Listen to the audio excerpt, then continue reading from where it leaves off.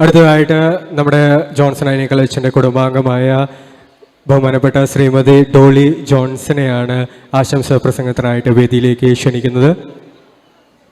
ഇവിടെ സന്നിഹിതരായിരിക്കുന്ന എല്ലാവർക്കും നമസ്കാരം.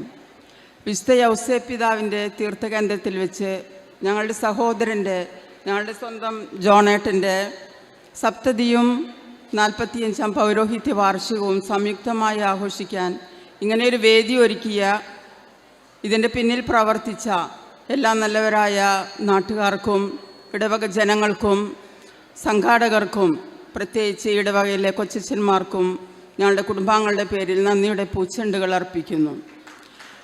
അതോടൊപ്പം ഞങ്ങളുടെ സ്വന്തം ജോണേട്ടന് മനം നിറഞ്ഞ മംഗളങ്ങളും അകമഴിഞ്ഞ അനുമോദനങ്ങളും അർപ്പിച്ചുകൊള്ളുന്നു. ഞങ്ങളുടെ അമ്മ ജീവിച്ചിരിക്കുന്ന കാലത്ത് അമ്മ തയ്യാറാക്കി തരുന്ന സാധനങ്ങൾ കൊണ്ടുകൊടുക്കുക എന്നുള്ളൊരു ഡ്യൂട്ടിയായിരുന്നു എനിക്ക്.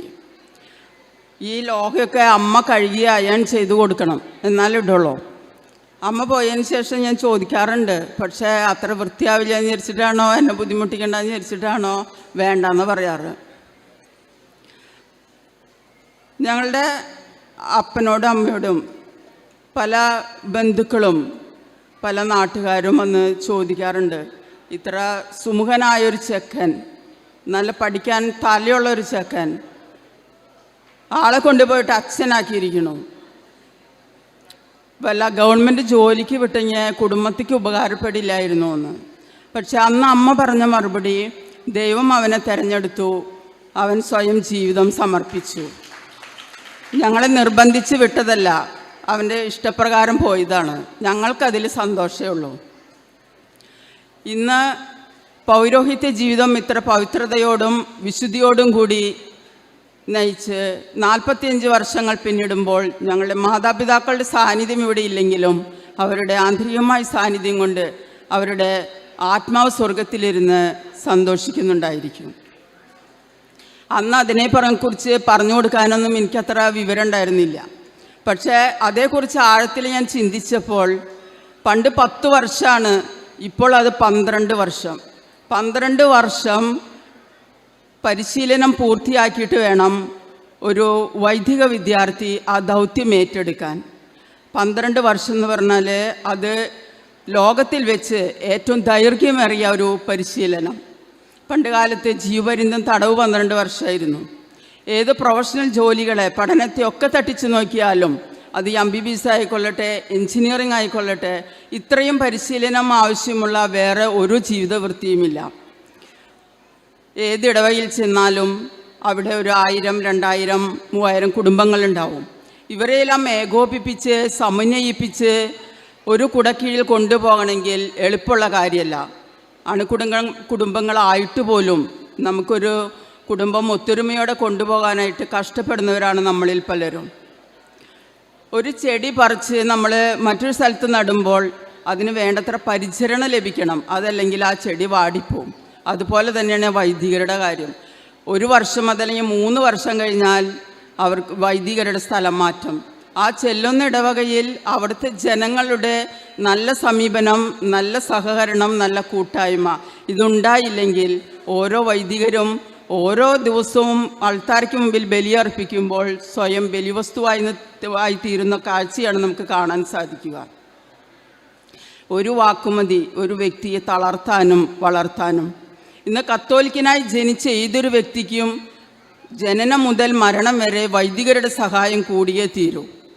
എങ്കിലും ഇന്നാരും മനസ്സിലാക്കാതെ പോകുന്ന ഒരു സമൂഹമാണ് വൈദിക സമൂഹം.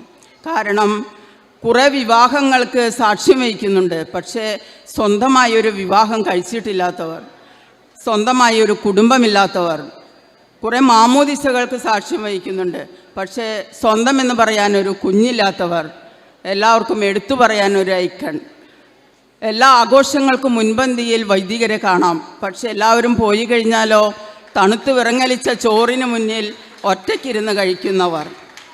പല വൈദികരും പരിചയപ്പെടുമ്പോൾ അവർ പറയണ കേട്ടിട്ടുണ്ട്, അപ്പനമ്മയൊക്കെ ഉണ്ടായിരുന്ന കാലത്ത് ഈസ്റ്റർ ക്രിസ്മസിന് പോവാറുണ്ട്, അവരുടെ കാലം കഴിഞ്ഞപ്പോൾ ഞങ്ങളാരും നോക്കാറില്ല, ആരും ശ്രദ്ധിക്കാറില്ല. വല്ല മരണമോ വല്ല വിവാഹം ഉണ്ടെങ്കിൽ വിളിക്കും, സൗകര്യം ഉണ്ടെങ്കിൽ പോവും. പക്ഷെ ഞങ്ങളുടെ കുടുംബത്തെ പാലിച്ചു പോരുന്നൊരു പ്രോട്ടോക്കോൾ ഉണ്ടായിരുന്നു. ഞങ്ങളുടെ ജോണേട്ടൻ്റെ എല്ലാ സൗകര്യവും സമയവും സന്ദർഭം നോക്കിയിട്ട് ഞങ്ങൾ ഏത് കാര്യവും തീരുമാനമെടുക്കുള്ളൂ.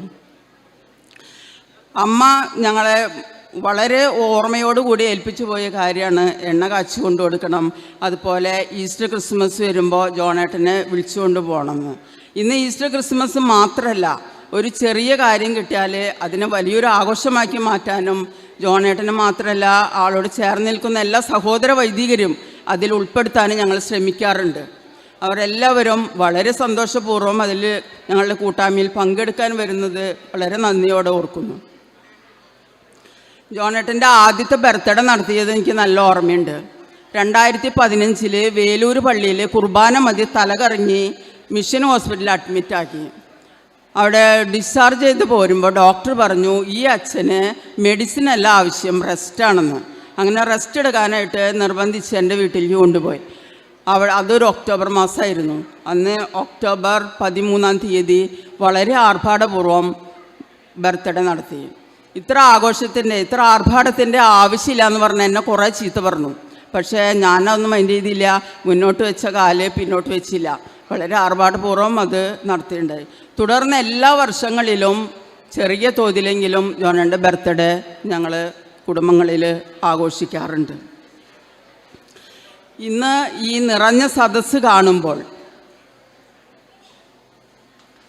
ഞാൻ ഓർത്തു പോകുന്നത് നമ്മുടെ ലോക ജനത ഏറ്റെടുത്ത അബ്ദുൽ കലാം 2015 ജൂലൈ 27 നമ്മളിൽ നിന്ന് ഈ ലോകത്തോട് വിട പറഞ്ഞപ്പോൾ ഫ്ലെക്സിൽ എഴുതി വെച്ച ഒരു വാചകമാണ്: ശവമഞ്ചത്തിനരികത്തിരുന്ന് വാവിട്ട് കരയാൻ കെട്ടിയോളും കുട്ടിയോളും വേണ്ടെന്ന് വെച്ച് സ്വതന്ത്രമായി ജീവിച്ച അങ്ങേക്ക് പ്രണാമം.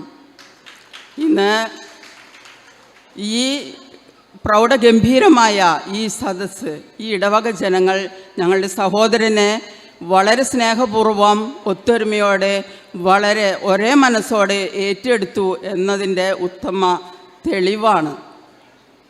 ഈ പൗരോഹിത്യ ജീവിതം നയിക്കുന്ന എല്ലാ സഹോദര വൈദികരെയും എല്ലാ കന്യാസ്ത്രീകളെയും ഞാൻ ദൈവം ധാരാളമായി അനുഗ്രഹിക്കട്ടെ എന്ന് ആത്മാർത്ഥമായി പ്രാർത്ഥിക്കുന്നു. അതോടൊപ്പം ജോണേട്ടന് ഒരിക്കൽ കൂടി എല്ലാവിധ മംഗളങ്ങളും അനുമോദനങ്ങളും നേർന്നുകൊണ്ട് നിർത്തുന്നു.